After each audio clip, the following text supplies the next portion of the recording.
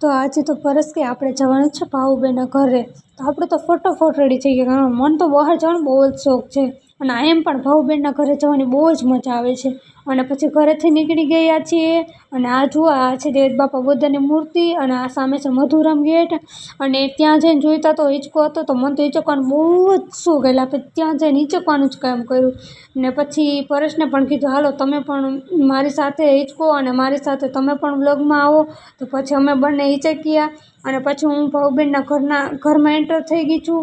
અને ત્યાં જઈને જોઈને તો ભાઉબેન રસોડામાં હતા અને તે રસોઈ બનાવતા હતા. પણ ત્યાં કંઈ કામ નહોતું, એટલે આપણે તો હોલમાં જઈને આરામથી સોફા પર બેસી ગયા હતા. અને પછી થોડીક ભાઉબેનને પૂરી વણવા લાગી.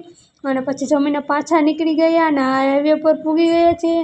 ને આ છે ક્રોમાનો શોરૂમ છે, આ સામે દેખાય.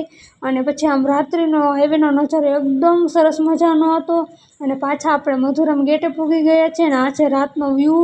અને પછી અત્યારે નવરાત્રિ તો હોઈ ગઈ, પણ તો પણ અમુક બિલ્ડિંગમાં આમ ડેકોરેશન કરેલું જોવા મળે છે. અને તે ડેકોરેશન એટલું મસ્ત દેખાયું હતું ને કે વાત પૂછોમાં.